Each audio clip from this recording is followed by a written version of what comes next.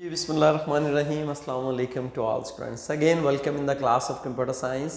Students हम database को discuss कर रहे हैं और डेटाबेस में इंतहाई इम्पॉर्टेंट जो टॉपिक है हम नॉर्मलाइजेशन को डिस्कस कर रहे हैं। इससे पहले हमने नॉर्मलाइजेशन क्या होती है इसको डिस्कस किया। उसके बाद इसके प्रोसेस के अंदर हमने डिस्कस किया कि हम कैसे हम अपने रिलेशन को फर्स्ट नॉर्मल फॉर्म के अंदर कन्वर्ट कर सकते हैं। लास्ट लेक्चर में हमने इसको डिस्कस किया। आज हम डिस्कस करेंगे कि फर्स्ट नॉर्मल फॉर्म के बाद हम अपने रिलेशन को सेकंड नॉर्मल फॉर्म के अंदर लेके जाना चाहते हैं, कन्वर्ट करना चाहते हैं, तो उसके लिए हमें कौन कौन से स्टेप्स परफॉर्म करने पड़ेंगे, कौन कौन से रूल्स को फॉलो करना पड़ेगा, तो इस लेक्चर्स में हम उसको डिस्कस करेंगे।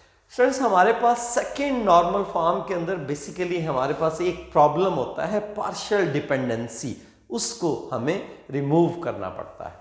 इससे पहले स्टूडेंट्स हमें ये कॉन्सेप्ट होना ज़रूरी है कि टेबल के अंदर की का क्या कॉन्सेप्ट है। हमारे टेबल के अंदर कोई एक फील्ड ऐसी होनी चाहिए जो यूनिक हो, जो डुप्लीकेट ना हो, उसमें वो नल ना हो, कभी भी ब्लैंक ना हो।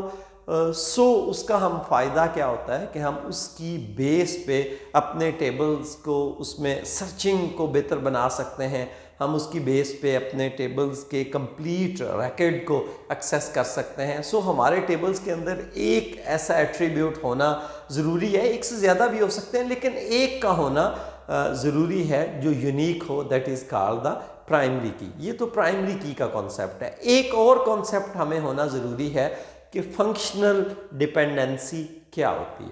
हमारे टेबल के अंदर डिफरेंट फील्ड्स होती हैं स्टूडेंट्स, उसमें एक फील्ड हमारी यूनिक होती है, that is called the primary की।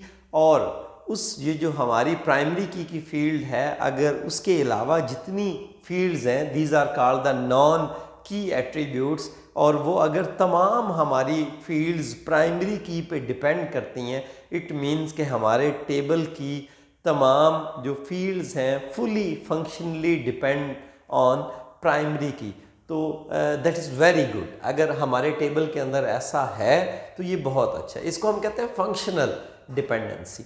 तो बेसिकली ये पार्शियल डिपेंडेंसी का प्रॉब्लम कब होता है कि जब हमारे टेबल की जो नॉन की एट्रीब्यूट्स हैं या नॉन की फील्ड्स हैं वो हमारी प्राइमरी की पे डिपेंड नहीं करती। इसको डिस्कस करते हैं। तो इसमें सेकंड नॉर्मल फॉर्म में कन्वर्ट करने से पहले जो फर्स्ट रूल है हमारा, कि हमारा जो रिलेशन है उसका फर्स्ट नॉर्मल फॉर्म के अंदर होना ज़रूरी है। This is the first rule.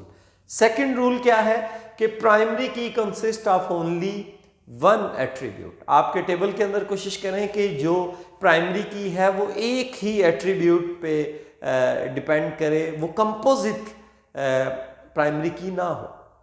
हमने पढ़ा है कि कंपोजिट जो है वो प्राइमरी की क्या होती है, जिसके अंदर दो एट्रीब्यूट को मिला के हम जो एक की बनाते हैं, that is called the composite. तो यहाँ पे प्राइमरी की consist of only one attribute, उसमें एक एट्रीब्यूट हो, एक से ज़्यादा एट्रीब्यूट ना हो। थर्ड रूल क्या है कि एवरी नॉन की एट्रीब्यूट, हमारे टेबल के अंदर जो यूनिक फील्ड है दैट इज़ कॉल्ड की, उसके अलावा जितने फील्ड्स हैं these are called non key attributes.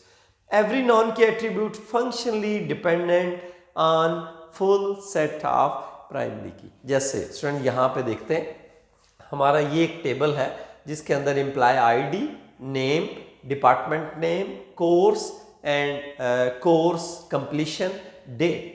तो ये हमारे पास प्राइमरी की है, ये जो इम्प्लाई आईडी है। तो मेरी ये जो तमाम फील्ड्स हैं, ये भी नॉन की एट्रीब्यूट है, ये भी नॉन की एट्रीब्यूट है, ये भी नॉन की एट्रीब्यूट है, ये भी नॉन की एट्रीब्यूट है। मेरी अगर ये 1, 2, 3, 4 ये जो फील्ड्स हैं या एट्रीब्यूट्स हैं, ये सारे प्राइमरी की पे डिपेंड कर रहे हैं, तो इट मीन्स कि हम मेरा ये जो रूल है ये फुलफिल हो रहा है। अगर ऐसा नहीं है तो ये रूल वायलेट हो रहा है, तो मुझे कुछ ऐसा करना है कि मेरा ये रूल वायलेट ना हो। तो इसको अंडरस्टैंड करते हैं स्टूडेंट। हमारे पास ये जो इम्प्लाई आईडी है उसमें नेम, डिपार्टमेंट नेम और ये जो कोर्स है ये तो डिपेंड कर रहे हैं इम्प्लाई आईडी पे, लेकिन ये जो कोर्स कंप्लीशन जो डेट है ये जो है डिपेंड नहीं कर रही इस प्राइमरी की पे, ये डिपेंड करती है कोर्स पे। जब तक हमें कोर्स का नेम पता नहीं होगा, उसकी जो कंप्लीशन डेट है वो पता नहीं लग सकती। तो इसको मैंने कैसे शो किया है कि ये employee ID determines name and department name, course भी यहाँ पे लिख सकता हूँ। इसका मतलब ये है कि ये जो दोनों फील्ड्स हैं ये डिपेंड कर रही हैं एम्प्लॉय आईडी जो इस टेबल की प्राइमरी की है। लेकिन जो डेट ऑफ कंप्लीशन है उसके लिए मुझे ये कंपोजिट प्राइमरी की बनानी पड़ेगी। मतलब ये दोनों फील्ड्स मेरे पास अवेलेबल हों तो मैं इनकी मदद से डेट ऑफ जो कंप्लीशन है उसको फाइंड कर सकता हूँ। It means date of completion जो है ये डिपेंड करती है एम्प्लॉय आईडी एंड कोर्स पे। तो दिस इज द प्रॉब्लम। तो हमारा यहाँ पे जो रूल नंबर 3 है वो वायलेट हो रहा है। तो हमने कुछ ऐसा करना है कि हमें इस तरह की प्रॉब्लम फेस ना करनी पड़े। पहली बात रूल नंबर 2 कि हमारी प्राइमरी की एक ही एट्रीब्यूट पे हो, कंसिस्ट हो। और द थर्ड रूल कि हमारे टेबल के अंदर जो तमाम नॉन की एट्रीब्यूट्स हैं वो फुली फंक्शनली डिपेंड करें प्राइमरी की के ऊपर। तो हमने इसका सॉल्यूशन स्टूडेंट क्या किया, हमने इसको डीकम्पोज कर दिया। डीकम्पोज जो कंपोज करना है ये एक बड़ा सॉल्यूशन है। हमने देखा है कि हमारे काफ़ी सारे प्रॉब्लम इससे सॉल्व हो जाते हैं जब हम कोशिश करते हैं कि हमारा जो टेबल है उसमें सिंगल आइडिया हो, एक ही तरह की इंफॉर्मेशन हो, तो हम बहुत सारे प्रॉब्लम्स जो हैं उनसे बच जाते हैं। तो यहाँ पे भी अब हमें कुछ ऐसा ही करना पड़ा।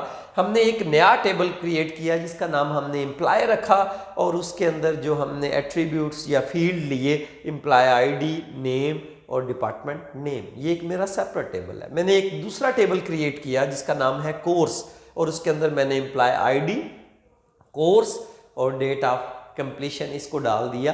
तो इस तरह मैं इन दो टेबल्स को सेपरेट क्रिएट करके या एक बड़े टेबल को डीकम्पोज करके इस प्रॉब्लम से अवॉइड कर सकता हूँ। अब यहाँ पे ये जो एम्प्लॉय आईडी है ये प्राइमरी की है, तो ये दोनों फील्ड्स इस पे डिपेंड कर रहे हैं, फुली फंक्शनली डिपेंडेंट। और यहाँ पे भी अगर ये एम्प्लॉय आईडी ये प्राइमरी की है तो ये जो कोर्स है, अब यहाँ पे मुझे इसकी प्रॉब्लम ही नहीं है क्योंकि मेरा ये टेबल सेपरेट हो चुका है और ये टेबल यहाँ पे सेपरेट हो चुका है। और अगर यहाँ पे इस टेबल के अंदर मैं जो है इनको आपस में कम्युनिकेट करवाना चाहता हूँ या आपस में लिंक करवाना चाहता हूँ तो यहाँ पे भी मेरे पास एम्प्लॉय आईडी की फील्ड अवेलेबल है और इस टेबल के अंदर भी एम्प्लॉय आईडी की फील्ड अवेलेबल है। तो मैं इन दोनों को आपस में कनेक्ट करके इन दोनों टेबल्स का आपस में रिलेशनशिप क्रिएट कर सकता हूं। जैसा कि हमें फॉरेन की का ऑलरेडी कॉन्सेप्ट है कि जब हम दो टेबल्स को आपस में रिलेशनशिप उनका क्रिएट करना चाहते हैं तो हमारे दोनों टेबल्स के अंदर जो की हो वो सेम हो और उसके अंदर जो वैल्यूज़ हैं वो भी सेम होनी चाहिए। That is the concept of foreign की parent table and child table. This concept already we have discussed in the previous lectures. तो so student हमारा ये problem solve हो गया कि अगर हम इस सारे टेबल को कंबाइन एक ही टेबल रखें तो हमारा ये प्रॉब्लम सॉल्व नहीं हो सकता। तो हमने क्या किया कि इस बड़े टेबल को डीकम्पोज कर दिया दो स्मॉल टेबल्स में और उसमें एक जो टेबल है उसका नाम एम्प्लॉय रखा और जो दूसरा टेबल है उसका नाम हमने कोर्स रखा। So we can avoid this problems and we can fulfil the requirements of second normal form. I hope कि ये जो सेकेंड नॉर्मल फॉर्म है इसको भी हमने अच्छे से अंडरस्टैंड कर लिया होगा। इंशाल्लाह नेक्स्ट लेक्चर में हम थर्ड नॉर्मल फॉर्म को डिस्कस करेंगे। तो मिलते हैं नेक्स्ट लेक्चर में, तब तक के लिए अल्लाह हाफिज़।